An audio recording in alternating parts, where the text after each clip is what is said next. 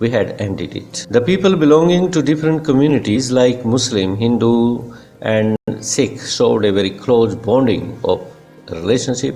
रावलपिंडी की बात चल रही है, माँ जी रिफ्लेक्ट कर रही है माइंड में, याद कर रही है उन बातों को कि किस प्रकार से उनकी बॉन्डिंग थी। मुसलमान हो चाहे वो सिख हो चाहे हिंदू हो, आपस में प्यार से रहते थे सारे संप्रदाय।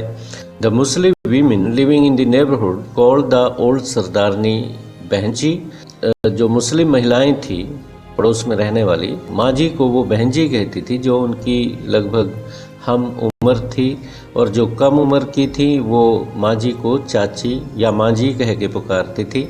और that was the pattern of living there in Rawalpindi and all over Punjab. और ये जीवन का एक पैटर्न था, एक रिवाज बन चुका था वहाँ का, एक तरीका, तौर तरीका जिसे कल्चर में आ चुकी थी बात ये कि बुज़ुर्गों को किस प्रकार से इज़्ज़त देनी है, उन्हें किस प्रकार से एड्रेस करना है, किसी को ताई, किसी को चाची, किसी को चाई जी। इस तरह से पंजाब में ये आज भी ये रिवायत कायम है। तो अब हम आगे बढ़ते हैं सेकंड वीडियो की तरफ। माजी had never visited any other place while living in Rawalpindi, which was her small world she always knew. Her son worked first in Lahore, then in Calcutta, and finally in Mumbai. These big cities were far off worlds for her. She never wanted to send her son away, so she would often say to her son, Maji had never visited any other place while living in Rawalpindi. Rawalpindi में रहते हुए कभी भी माँ जी ने कोई और जगह विजिट नहीं की थी, किसी और शहर में नहीं गई थी। वो रावलपिंडी उनकी एक छोटी सी दुनिया बन चुकी थी और इसी दुनिया को वो जानती थी। हर सन वर्कड फर्स्ट इन लाहौर, उनका बेटा पहले लाहौर में काम करता था, देन इन कलकत्ता, फिर वो कलकत्ता में काम करने लगे, एंड फाइनली इन मुंबई। और आजकल जैसे ही ये कहानी लिखी जा रही है के अब्बास के द्वारा, तो माँ जी का बेटा के अब्बास का परिचित है, जानते हैं आपस में, तो मुंबई में रहते हैं। के अब्बास भी अब मुंबई में रहते हैं। These big cities were far of worlds for her. और ये बड़े बड़े शहर मुंबई, कलकत्ता, ये माँ जी के लिए बहुत दूर की दुनिया है। बड़े शहर हैं और दूर कहीं दुनिया, एक किस्म से उसके लिए ये दुनिया है। She never wanted to send her son away. कभी भी अपने जीवन में अपने घर से अपने बेटे को वो दूर नहीं देखना चाहती थी कि अपने बेटे को कहीं नौकरी पे भेजे, काम पे भेजे, दूर अपने दिल से दूर भेजे। So she would often say to her son, इस प्रकार से वो अक्सर अपने बेटे को कहा करती, What's the use of earning money, my son? पैसा कमाने का क्या लाभ बेटे? When in those cities you get neither pure milk nor ghee, neither apricots nor peaches, neither grapes nor apples, and baggu gosa? Why in the city they don't even know what it is? तो कहती अपने बेटे को कि बेटे शहर में रहने का क्या लाभ, पैसा कमाने का क्या लाभ है, जबकि उन शहरों में आपको ना तो प्योर मिल्क मिलता है, दूध मिलता है, और ना शुद्ध घी मिलता है, ना एप्रिकॉट्स मिलते हैं, ना पीचेस मिलते हैं, ये फलों के नाम आप जानते ही हैं, और ना ग्रेप्स मिलते हैं और ना एप्पल्स मिलते हैं, और बग्गू गोशा, और मुझे लगता है बग्गू गोशा के बारे में तो शहरी लोग जानते ही नहीं हैं। तो इस प्रकार से अपने बेटे को वो कहती। Maji's family had a buffalo of their own. Maji के परिवार के पास अपनी भैंस थी, बफलो थी, which gave 10 seers of milk every day, जो हर रोज़ प्रतिदिन 10 सेर दूध देती थी। सीयर्स, ये सेर होते, सेर बोलते हैं गांव में। सेर पुराने मेजरमेंट थी, तो किलो से छोटा होता है सेर। They used to prepare butter and distribute buttermilk to the whole of neighborhood. They used to prepare butter. वो बटर प्रिपेयर करते, दूध से मक्खन निकालते, पहले दही बनाते, फिर उसको रिड़कते, चर्न करते तो मक्खन बनता, मक्खन को गर्म करके वो घी भी बनाते थे। और जो लस्सी बनती थी बटर मिल्क उसको पड़ोस में बांटते थे, नेबरहुड में बांट दिया करते थे। All thanked her and would say, क्योंकि सभी के घरों में बफलोस नहीं थी तो दूध कुछ लोगों के घरों में होता है आज भी, तो बटर मिल्क की काफ़ी डिमांड होती है देहात में। तो जिनको बटर मिल्क मिलता वो धन्यवाद करते और कहते मे योर सन लिव 1000 years माँ जी, ईश्वर करे कि आपके बेटे को 1000 वर्ष तक वो जिए माँ जी।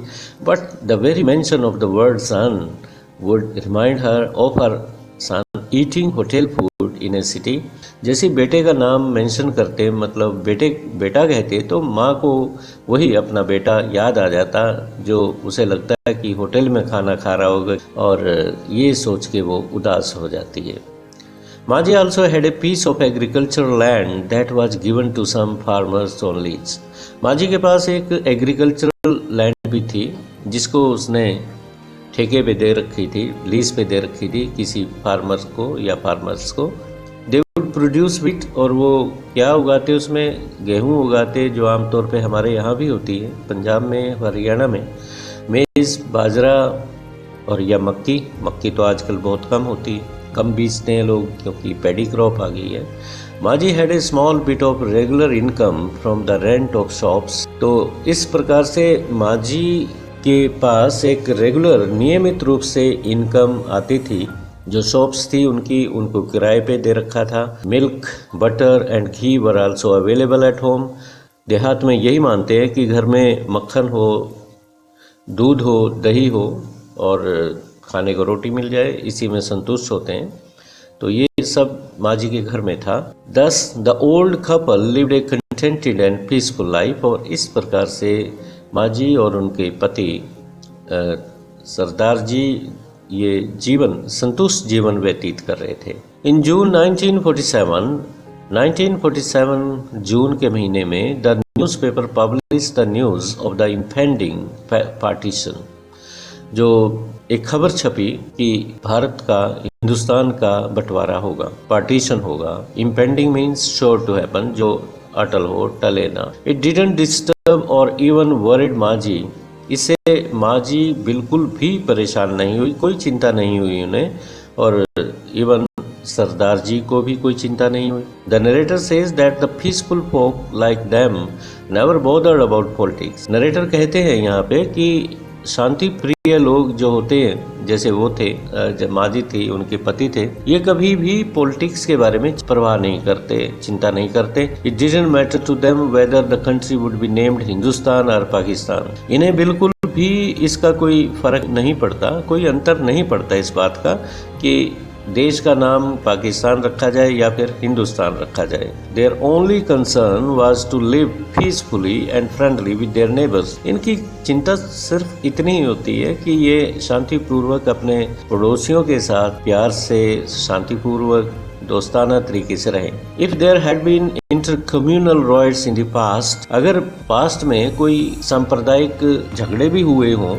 तो माजी कहती, she would say, it was a fever of mind son. ये बेटे ये तो दिमाग का बुखार है, which seize the people now and then, जो लोगों के दिमाग में कभी चढ़ जाता है, मतलब हो जाता है, गर्मी आ जाती है लोगों को कभी कभी, तो झगड़ पड़ते हैं। वैसे ये रेगुलर फीचर नहीं है लोगों की, ये उनकी असली प्रकृति नहीं है, उनकी असली आदत नहीं है, वो प्यार से रहने वाले लोग होते हैं।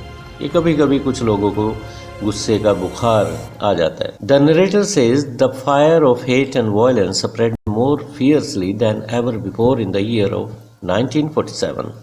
नरेटर यहाँ कहते हैं कि 1947 से पहले इतनी तेजी से, इतनी घृणित तरीके से ये जो वायलेंस था, हिंसा थी या घृणा थी, इसकी आग इतनी तेजी से कभी नहीं फैली।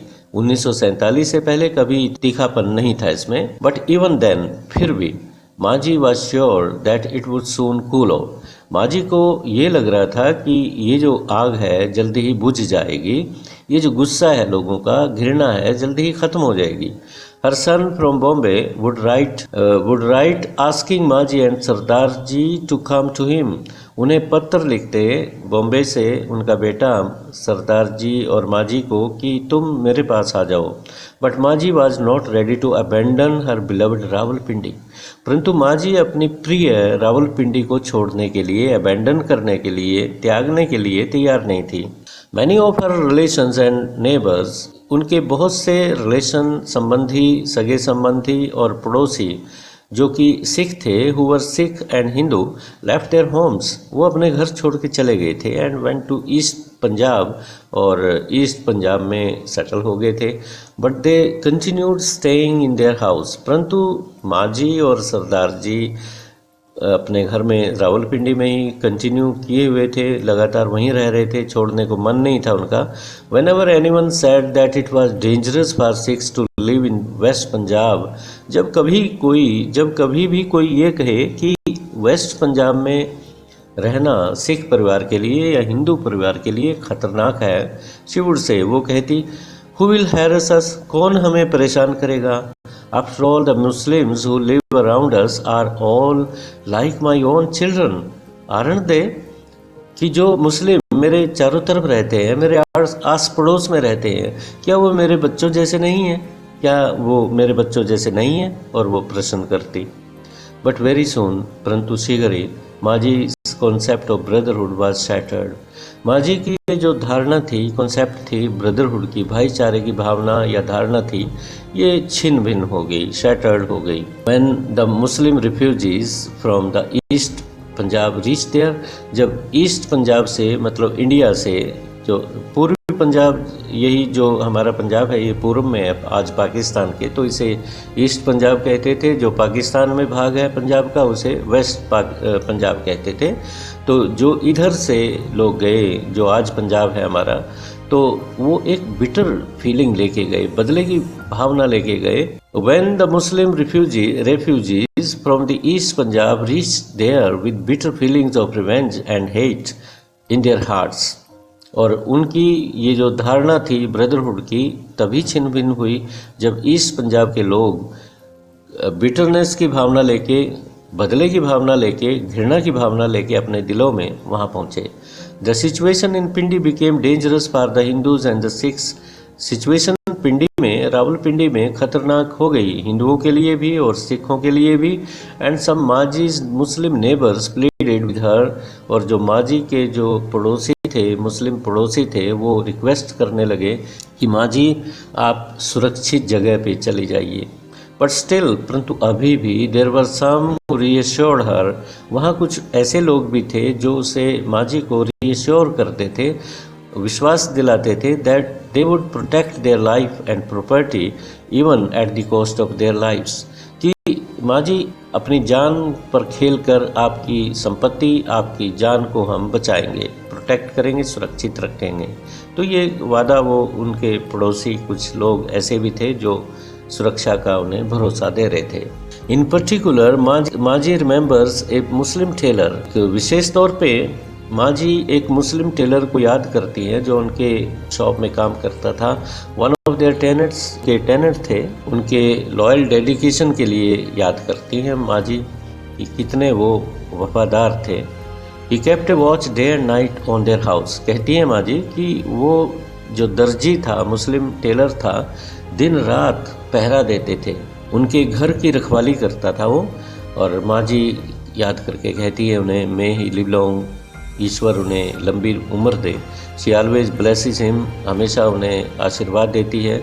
शी सेज, वो कहती है, he truly helped us like a son and saved us, उसने हमारी, वास्तव में उसने सच्चे मन से हमारी मदद की एक बेटे की तरह और हमें बचा के रखा। इन द नेक्स्ट पैराग्राफ, अगले पैराग्राफ में, the narrator again highlights Maji's generous and kind nature. Narrator माँ की जनरस मीन्स उदार हृदय नेचर और दयालु नेचर को हाईलाइट करना चाहते हैं। He says that in Mumbai, वो कहते हैं कि मुंबई में, where she was at present living, जहाँ वो वर्तमान समय में, जब ये कहानी लिखी जा रही है, some of the refugees from East Punjab were also staying, कुछ ईस्ट पंजाब के refugees वहाँ ठहरे हुए थे। माजी was so much moved to see them in pitiable condition, उनकी दयनीय दशा देख के कि उनके पास कमी है, खाद्य पदार्थों की कमी है, कपड़ों की कमी है, फूड स्टफ नहीं है उन पे। उस स्थिति को देख के वो इतनी दयावान हो जाती है, इतनी भावुक हो जाती है, that she sent them donations of food stuffs, clothes, blankets, bedding etcetera. अपने ही में से, अपने ही सामान में से उन्होंने उनको देना शुरू कर दिया दान में। जैसे फूड स्टफ है, क्लोथ्स हैं, ब्लैंकेट्स हैं, बेडिंग है, ये देने शुरू कर दिए। It's never occurred in her mind that they were Muslims. ये कभी भी उसके माँ जी के दिमाग में ये बात नहीं आई कि वो मुस्लिम हैं, and were considered enemies of her own communities. अपने जो कम्युनिटी है उनकी, सिख समुदाय है, उसके दुश्मन माने जाते हैं। She also didn't think that she might suffer the shortage of food stuff very soon. और ये भी उसके मन में ये बात नहीं आई, उसने, माँ जी ने ये भी नहीं सोचा कि फूड स्टफ की कमी उसे भी हो सकती है, उसके परिवार को हो सकती है, बहुत शीघ्र ही ये समाप्त हो जाएगा फूड स्टफ अगर बांटने लगी, if she started distributing them to others. But one day, परंतु एक दिन, something happened that shattered her faith of living in brotherhood. एक दिन ऐसा हुआ जिससे माँ जी का जो विश्वास था, ब्रदरहुड का विश्वास था, भाईचारे की भावना जो थी, वो छिन्न भिन्न हो गई। शी सॉ दैट एक टोंगा वाला, उन्होंने देखा कि एक तांगे वाला was stabbed to death just in front of her house. एक तांगे वाले को माँ जी के घर के सामने ही कत्ल कर दिया गया, छुरा घोंप के मार दिया गया। शी केम टू नो, माँ जी को पता चला as to why he was killed, कि क्यों उसे मारा गया। शी सेड, और माँ जी ने कहा, it was bad enough that Tonge वाला वाज किल्ड। बहुत बुरा हुआ कि टोंगे वाला मारा गया। They killed him because he was a Hindu. उन्होंने इसे इसलिए मारा कि वो हिंदू था। But they didn't spare even the horse. इतनी निर्दयता उन लोगों ने दिखाई कि उन्होंने घोड़े को भी नहीं बख्शा, घोड़े को भी मारा। You know, a horse has neither religion nor caste. तुम्हें पता है कि घोड़े का कोई धर्म नहीं होता, कोई जाति नहीं होती, एंड येट फिर भी they went on stabbing the poor animal with their daggers till the poor डम क्रीचर ब्लेड टू डेथ। और वो उस बेचारे जानवर को तब तक मारते रहे, उसमें अपने हथियार घोंपते रहे जब तक वह मर न गया हो, इतना खून ना बह गया हो उसका कि जिससे वो मर जाए। Then I knew the madness had gone too far. माँ जी कहती हैं कि मुझे एहसास हुआ इस बात का कि ये जो पागलपन है ये तो हद से अधिक आगे निकल गया है। And human beings had become something else. अब human being इनको human being नहीं लगते, something horrible and evil that we could no longer feel safe in Rawalpindi. अब ये बिटरनेस इतनी बढ़ गई है, बदले की भावना इतनी बढ़ गई है, इंसान नहीं रहा, इंसान जानवर बन गया है, और हमारा वहाँ रहना, अब रावलपिंडी में रहना अब सेफ नहीं है, सुरक्षित नहीं है। तो यहाँ हम ये सेकंड वीडियो एंड अप करते हैं। थर्ड वीडियो लेके मैं शीघ्र आऊँगा। Till then have a nice day. Thank you.